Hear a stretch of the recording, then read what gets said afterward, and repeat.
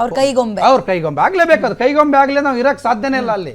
ಒಬ್ಬ ಇನ್ಸ್ಪೆಕ್ಟರ್ಗಳನ್ನು ನಾವು ಚೆಕ್ ಮಾಡಿ ಲಾಸ್ಟ್ ಟೈಮ್ ಅವರು ರಿಟೈರ್ಡ್ ಆಯ್ತು, ಅವ್ರನ್ನ 42 ಕಡೆ ಟ್ರಾನ್ಸ್ಫರ್ ಮಾಡಿದ್ರು, ಏನು ಲಂಚ ಕೊಡ್ತಾ ಇಲ್ಲ. ಈಗ ಅದೇ ಮಾನವ ಹಕ್ಕುಗಳು ಬಂದಿರೋದು ನಾನು ಸ್ವಾಗತ ಮೊದಲೇ ಹೇಳಿದ್ದೀನಿ. ಆದರೆ ನಾನು ಎರಡೂ ಪಕ್ಷದವರಿಗೂ ಹೇಳ್ತೀನಿ ಮತ್ತು ಇಸ್ಲಾಮಿಕ್ ಮಾನವ ಹಕ್ಕುಗಳ ಆಯೋಗ ಎಂಟ್ರಿ ಕೊಡ್ತಿದ್ದಂತೆ. ಈಗ ರಾಜ್ಯ ಸರ್ಕಾರದ ಕೈಗೊಂಬೆ ಆಗಿರುವಂಥ ಅಧಿಕಾರಿಗಳಿಗೆ ಒಂದು ಚಳಿ ಜ್ವರ ಬರ್ತದೆ. ಈಗ ಯಾರ್ಯಾರು ಶಾಮೀಲಾಗಿದ್ರು, ಯಾರ್ಯಾರ ಹೆಸರು ಬಂದಿತ್ತು, ಮತ್ತೆ ಇವರು ರಾತ್ರಿ ಹೋಗಿ ಅಲ್ಲಿ ಏನಿದೆ ರೀ, ರಾತ್ರಿ ಹೋಗಿ ನೋಟಿಸ್ ಕೊಡಬೇಕು. ಅವರು ನೋಟಿಸ್ ಕೊಟ್ಟರೆ ಬೆಳಿಗ್ಗೆ ಬರಲ್ಲ ಅಂತ ಹೇಳ್ತಾರೆ. ಆಧಾರ್ ಕಾರ್ಡ್ ಮನೆ ಅಡ್ರೆಸ್ ಇರ್ತದೆ, ಅಲ್ಲೇ ಅಕ್ಕಪಕ್ಕ ಇರ್ತದೆ, ಪೊಲೀಸರಿಗೆ ಎಲ್ಲ ಗೊತ್ತಿರ್ತದೆ. ಲಾಟ್ ಗೋವುಗಳನ್ನು ತುಂಬ್ಕೊಂಡು ಹೋಗ್ತಾರೆ, ಗಾಂಜಾಗಳನ್ನು ತುಂಬ್ಕೊಂಡು ಹೋಗ್ತಾರೆ, ಇದನ್ನ ಸಾರಾಯಿಗಳನ್ನ ತಗೊಂಡು ಹೋಗ್ತಾರೆ. ಇದು ಪೊಲೀಸರಿಗೆ ಗೊತ್ತಾಗಲ್ವಾ? ಈ ಹಿಂದೂ ಕಾರ್ಯಕರ್ತರ ಮನೆಗೆ ರಾತ್ರಿ ಹೋಗುವಂಥದ್ದೇನು? ರಾತ್ರಿ ಮಾಡೋ ಕೆಲಸ ಏನು? ಇವ್ರಿಗೆ ಬೀಟ್ ಇರುತ್ತೆ, ಅವ್ರು ಮಾಡಲಿ, ಅದನ್ನ ಬೇಡ ಅಂತ ನಾವು ಹೇಳಲ್ಲ. ಎಲ್ಲಿಗೆ ಹೋಗ್ತಾರೆ ಇವ್ರ ಕಾರ್ಯಕರ್ತರು? ಎಷ್ಟು ದಿವಸ ಮನೆ ಬಿಡ್ಬೋದಾಗಿದ್ರೆ? ಅದ್ರ ಅವ್ನು ಆರೋಪ ಮಾಡಿದ್ದಾದ್ರೆ ಏನು? ಈಗ ಒಂದು ಸೋಷಿಯಲ್ ಮೀಡಿಯಾದಲ್ಲಿ ಹಾಕಿದ ತಕ್ಷಣ ಪೋಸ್ಟ್ ಮಾಡೋದು, ಆ ರೀತಿ ಎಷ್ಟಾಗಿಲ್ಲ? ದುಬೈಲಿ ಆಗ್ತಾ ಇದ್ದಾರೆ, ಈಗ ರೀಸೆಂಟಾಗಿ ಮಹಾರಾಷ್ಟ್ರದಲ್ಲೂ ಪೋಸ್ಟ್ ಯಾಕೆ ಅರೆಸ್ಟ್ ಮಾಡಿಲ್ಲ? ಅದನ್ನ ಯಾಕೆ ನೀವು ಪಕ್ಷಿತವಾಗಿ ಹಿಂದೂ ಮುಸ್ಲಿಮಿಗಾಗಿ ಮತ್ತೆ ತಗೊಂಡು ಇದನ್ನ ನೀವು ಪೊಲೀಸರು ಸರ್ಕಾರದ ಅಂಡರಡಿ ನೀವು ಇರಬೇಕಾದ್ರೆ ಮತ್ತೆ NIA ಬರಬೇಕಾಗತ್ತೆ, ಹ್ಯೂಮನ್ ರೈಟ್ಸ್ ಬರಬೇಕಾಗತ್ತೆ. ನೀವು ಅಸಹಾಯಕರಾದ್ರೆ ಇನ್ನೇನು ಮಾಡೋಕ್ಕಾಗತ್ತೆ? ಈಗ ನಾವೇನು ಹೊಡೆದಾಡಕ್ಕಾಗತ್ತಾ ಬೀದಿಯಲ್ಲಿ? ಸದಿಕ್ ಅವರೇ, ಮೇಡಮ್, ಈಗ ಏನಾಗಿದೆ, ನಮ್ಮ ಕರ್ನಾಟಕ ಪೊಲೀಸ್ ಮೇಲೆ ವಿಶ್ವಾಸ ಇಲ್ಲ. ನಮ್ಮ ಕೆಲವು ಸಂಘಟನೆಗಳಿದ್ದಾರೆ, ಅವ್ರಿಗೆ ಎಲ್ಲ 6.5 ಕೋಟಿ ಜನನಲ್ಲಿ ಕೆಲವು ಇದ್ದಾರೆ, ಒಂದು ಇರ್ಬೋದು, ಒಂದು 3,000 4,000 ಜನ ಇರ್ಬೋದು, ಅವ್ರಿಗೆ ನಂಬಿಕೆ ಇಲ್ಲ. ಯಾಕಂದರೆ ಎಲ್ಲ ಕರ್ನಾಟಕ ಜನ ಪೊಲೀಸ್ ಮೇಲೆ ವಿಶ್ವಾಸ ಇದೆ, ಗೌರ್ಮೆಂಟ್ ಮೇಲೆ ವಿಶ್ವಾಸ ಇದೆ. ಇನ್ನೊಂದು ಮಾತು ಏನಂದರೆ, ಪೊಲೀಸ್ ಕೆಲಸ ಯಾವ ಕೆಲಸ ಮಾಡ್ತದೆ ಅದು ನೋಡಬೇಕು.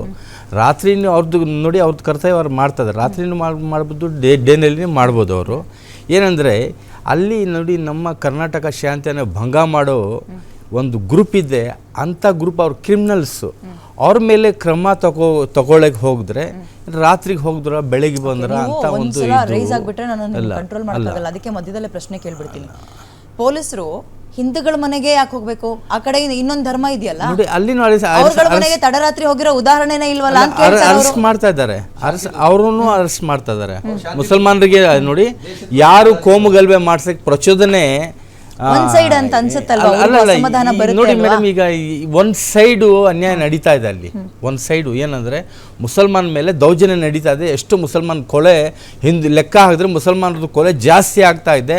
ಇನ್ನೊಂದು ಏನಂದ್ರೆ ನೋಡಿ, ಕರ್ನಾಟಕ ಕರಾವಳಿ ಭಾಗ ಆಗ್ಲಿ, ನಮ್ಮ ಮಲೆನಾಡು ಆಗ್ಲಿ, ಇದಾಗ್ಲಿ, ನಮ್ಮ ಕರ್ನಾಟಕ ಅಲ್ಲ ಆಗ್ತಾರೋ ತನಿಖೆ ಬಗ್ಗೆ ಅಲ್ಲ ನೋಡಿ, ಮುಸ್ಲಿಂಗಳ ಕೊಲೆ ಜಾಸ್ತಿ ಆಗಿದೆ ಅಂದ್ರೆ ಹಿಂದೂಗಳ ಕೊಲೆ ಎಷ್ಟಾಗಿದೆ ಅಂತ ಅವ್ರು ಲಿಸ್ಟ್ ಕೊಡ್ತಾರೆ. ನಾನು ಲಿಸ್ಟ್ ಕೊಡ್ತೀನಿ ನೋಡಿ. ಆ ಭಾಗದಲ್ಲಿ ಏನಾಗ್ತಾ ಇದೆ, ಕೋಮು ಗಲಭೆ ಮಾಡ್ಸಕ್ಕೆ ತುಂಬಾ ಒಂದು ದೊಡ್ಡ ಒಂದು ಸುಪಾರಿ ತಗೊಂಡಿದ್ದಾರೆ ಕೆಲವು ಗ್ಯಾಂಗು. ಆ ಗ್ಯಾಂಗ್ಗೆ ತಡೆ ಹಾಕಕ್ಕೆ ಅವರಿಗೆ ತಡೆ ಹಾಕಿ ಒಂದು ಆಕ್ಷನ್ ತಗೊಂಡು ಜೈಲ್ ಕಳ್ಸನ, ತಡಿಪಾರ್ ಮಾಡ, ಅವನು ಹಿಂದೂ ಆಗ್ಲಿ ಮುಸಲ್ಮಾನ್ ಆಗ್ಲಿ ಆ ಕರ್ತವ್ಯ ಪೊಲೀಸ್ ಮಾಡ್ತಾ ಇದ್ದಾರೆ. ಮುಸಲ್ಮಾನರಾಗ್ಲಿ ಅಂದ್ರೆ ಅವ್ರು ಇಲ್ಲಿ ತನಕ ಮಾನವ ಆಯೋಗಕ್ಕೆ ಯಾರು ದೂರ ಕೊಡ್ತಾರಲ್ಲ, ಬರೀ ಹಿಂದೂಗಳನ್ನ ಟಾರ್ಗೆಟ್ ಮಾಡ್ತಾ ಇದಾರಲ್ಲ ಮೇಡಮ್. ಈಗ ನೋಡಿ, ಈಗ ನಮ್ಮ ಕೇಂದ್ರ ಸರ್ಕಾರಕ್ಕೆ ಏನಾಗಿದೆ, ಮುಸಲ್ಮಾನ ಮೇಲೆ ದೌರ್ಜನ್ಯ ನಡೆದ್ರೆ ಹ್ಯೂಮನ್ ರೈಟ್ಸ್ ಇಲ್ಲ.